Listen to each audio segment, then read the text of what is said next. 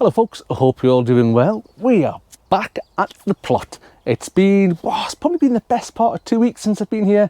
Those of you who've seen some of my videos that have just been out, I've been faffing about trying to get a greenhouse built for the last couple of weeks with missing parts and stuff. That hasn't helped, but it's done, it's finished, it's done. I've got a couple hours this afternoon up here. This is, what day is it today? Tuesday afternoon. So I've got a couple of hours up here Tuesday afternoon, and it's time to start getting stuff planned out. I've kind of neglected some stuff a little bit because I've been so busy doing, like I say, the greenhouse and work and things, been so busy, but I'm here to get stuff sorted. Onions to go out, I've got some lettuces, I've got some beetroots to go out, some spring onions. It's about time they were going out, but say a little bit neglected, so I want to get them out. And I've probably just spent more time procrastinating as to which bed to put things in than actually doing it. So I think it's time to crack on, time to get out there. Right, let's head outside before I get any hotter in here, and we'll get some stuff planted out. So let's just have a quick look at what we've got on today. First of all, this is the bed I've picked to put them in. So spring onions here, lettuces here. This was my first ever raised bed that I created on the plot, so it's a little bit special, this one. It's looking its age a little bit. It could maybe do with a little, you know, a little bit of TLC, but it's still rock solid. The wood is absolutely magic still, so we're good to go with it. Anyway, a couple of things to mention. First of all, these are 2 lots of spring onions. The ones on this side, these are Ishikura, and these ones here are Katana. I don't know how well you can see them there, but I've mentioned on other videos before that these new ones here, these Katana ones that we're trying for the first time this year, germination and in terms of growth rate, absolutely brilliant. There's loads of them germinated, and they're so much taller than the Ishikuras. Ishikuras and White Lisbon are normally absolutely bomb-proof in terms of spring onions, but the Ishikura has been a bit rubbish. And the lettuce, what lettuces have we got? We've got romaine, and we've got some Italian something or other, and I can't read my writing on the label, so you'll just have to trust me that that's a type of Italian lettuce when we put them out. Other thing we're going to do is we've got this Bloomin' Amazing Soil Enricher. Now I have that for no other reason than it was reduced at the garden centre. It was reduced down to £3, so I thought, let's buy some and we'll give it a shot. And like I say, this was my first ever raised bed, so to be honest, it's been topped up throughout the year with various different things, compost, different feeds and stuff, different nutrition, stuff like that. It maybe just needs a little bit of TLC, but looking at this stuff, it looks like it's going to smell, it doesn't smell of anything, but it looks like a mulch, to be honest. So let's just tip a big old chunk of this out there, and we'll get it spread all over the bed. And down this end of this bed, I've got some spare onion sets that I had, and there's a couple of bits of elephant garlic. There probably should be more elephant garlic, but some of it rotted off. I think we had loads of rain a while ago, and I think it didn't do too well, and it was just a bit, I don't know, it didn't survive anyway, but we've got a couple of bits there that'll give us some, so not to worry. Right, so we spreaded our Bloomin' Amazing Soil Enricher, which forms a protective mulch to keep weeds down, high in organic matter to enrich your soil, balanced NPK and essential micronutrients. Marvellous, just what we want. So we'll get some of this out, and we've got my old faithful Hori knife here. This is one of the best bits of kit that I use at the allotment. I've just weeded this bed beforehand, and it's brilliant for just digging in, getting the weeds out, and especially so we get loads of thistles around here, and thistles have got massive roots on them, and this gets right down under the thistle, sort of anchors it out, which is marvellous.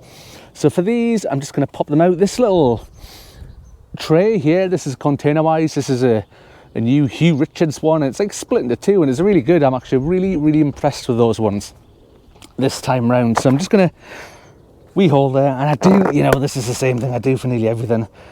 Sprinkling of the old favourite bloodfish and bone. I'm going to pop the little cell of spring onions in there, push it in, job done, easy as that.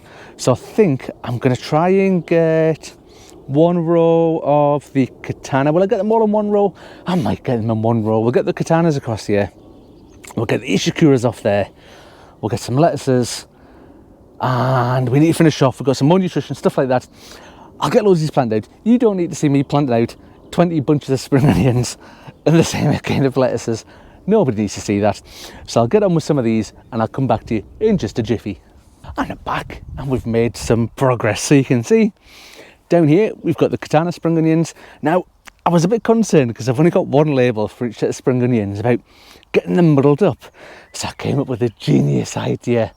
Let's put a row of lettuces down the middle and separate the two different types of spring onions. It's often the most simple, easiest ideas that are staring you right in the face, that the best ones. And speaking of things that are funny, I've got some red barren onions over there that I've gone from seed all the way from January. They've been on the go, they're over there ready to go in the dedicated onion bed that I've got, and I'm not sure if I can quite bring myself to plant them out today. And it's a little bit funny. I mean, it's one of those things where if you didn't laugh you'd cry, but I'll show you. We'll finish off over here and we'll go over there and have a look and you can see exactly what I'm talking about. But anyway, I mean, you can see I've just done this little bit of progress here. We've got the old what we've got here again, the romaine lettuce. That's these ones down here. We've got the Katana spring onions, the Ishikura spring onions, and I'm just going to pop some of these ones out. And you might notice I've got one glove on and one hand without a glove. I'm a bit like, you know, I'll not say I'm like the Michael Jackson of the garden world, because that's probably a really, really bad example and a really bad role model. So we'll just forget that bit. I'm just randomly wearing one glove. And we're going to pop these, oh dear, look, we've lost a lettuce leaf, not to worry. And we're going to pop these other lettuces just up the other side here. And honestly, like I think I said before, I was feeling a bit behind this year, especially because of all the greenhouse stuff I've been faffing about with and stuff like that. And I think even when I've been sowing my seeds, I felt behind, even though I don't think I am particularly behind. But all of a sudden, it's May. You know, it's May the 2nd. Is it May the 2nd today? I think May the 1st, May the 2nd. I can't quite remember which. And all of a sudden I'm like, oh, I haven't got my spring onions out. I haven't got my onions out. I haven't got my beetroot out. I haven't got this out. I haven't got that out. And I don't know where the panic came from to have everything ready to go. And I had a little bit of an issue with some beetroot, admittedly. I managed to kill some little beetroot seedlings and some little radish seedlings, I don't know, and that just knocked them back a week or two there. And I don't know if that's where the panic came from, maybe, but honestly, just seeing these few plants out here in this raised bed, honestly, what a difference. What a difference it makes. I'm chuffed to bits to have all these. I'm trying not to snap the lettuces. They're all tangled up. This is one of these little container wise of the Charles Dowding 60 cell, and they're great for getting stuff like lettuces and whatever started off. But I must admit that they're a little bit small, and if I could find it, it's over there in front of the camera. I can't show you that one I showed you before, the Hugh Richards one, compared to the Charles Dowding one, is it's much better. I think the size of it is these 60 cell ones are great because you've got 60 cells and you can grow loads and loads and loads and loads of stuff in them in a small space. And maybe that's fine for old Charlie Dowden and the scale at which he's grown on. But I think for me, I use them because I've got them. Spend money on. Despite the fact I've just been to the garden centre and bought that, and the only reason I bought it was because it was reduced.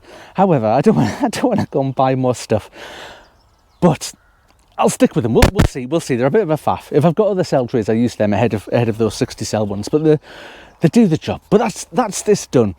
The last thing to do is over there. I've got a watering can. We'll give this all a good watering because the soil it looks nice and there's a little lettuce there that's not planted.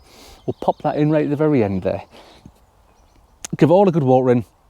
There is a bit of moisture low down, but it's quite dry on top and things, and there's no rain forecast for the rest of today. And just when everything's new in the bed, we'll just give it a good soaking. So I'll get that sorted, we'll come back, we'll go over there and look at the other onions and make a decision. We'll see. Back with you in just a jiffy. Right, so let's see where we are with things. First of all, let's have a quick spin round and look at this bed that we've just been working on here. See all the stuff we've put in, it's all been watered. It's got that sort of mulchy stuff on that we put on it. The lettuces and things all look a bit sad at the moment. They always do when you transplant them. We'll give them a few days, a bit of water, a bit of sunshine. They'll be right as rain, they'll pick up. The other thing to mention on this bed is it does normally get covered with enviromesh.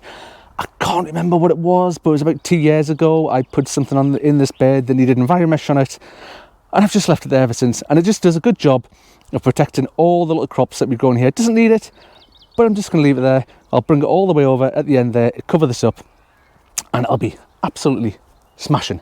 And you know how I said before, it's not meant to rain? Let's just have a look at that sky up there behind me. Chances of it not raining, pretty slim. Anyway, let's go over this way.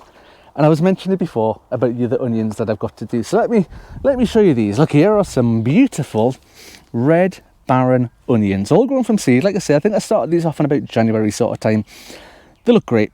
They've got a bit of weight to them, you know, they're looking a little bit fat. They're not leggy, they're not too tall. They're just perfect for going out. Now let's just spin round here and see if you can spot what the problem is with the bed where I like to grow onions. Anybody see anything wrong with that? It might be that it's full of grass and weeds, and let me show you what's the most annoying thing about it. So last year, I converted this bed from a normal just plain bed, and we put down the weed suppressant fabric and cut holes in it meticulously in the right places, the right distances apart, and all these blooming weeds have grown through the holes after I've harvested the onions. Now, you can see why I might be thinking about not planting the onions out today. What I'm probably going to do is I'll clear this bed out. Actually, I'll clear it today. The onions are probably going to the polytunnel, and when I'm back up here at the weekend, we'll get them planted out in here, and it'll look 10 times different. I'm just a bit annoyed with myself because I almost saw this happening in slow motion, but it was one of those things where there was always another job. There was always something else they needed doing, and I must, over the winter, over the start of the springtime, I've probably walked past this bed 100 times and I've done nothing with it. I've not fixed this problem. I've not tried to stop this problem. I should have just put another sheet without holes all the way over the top of it. Job done. Would have sorted it with very little effort, and I've done nothing. And now I've got this big old mess to clear up. Lesson learnt. Anyway, if you want to see how I get on with this, with other stuff and that, please think about subscribing. It's absolutely free. Just click the button down below and that's it, done. And you are subscribed. What I'll also do is, if I remember, right at the end of this video, I've got an older video where I sorted this onion bed out. I'll try and put a link to that right at the very end there. The end screen thing pops up and hopefully you can see that video and then you can share my pain and what I'm showing you today. Anyway, that is me done for today. Thank you very much for watching, folks, and hopefully I'll see you on the next one. Bye for now.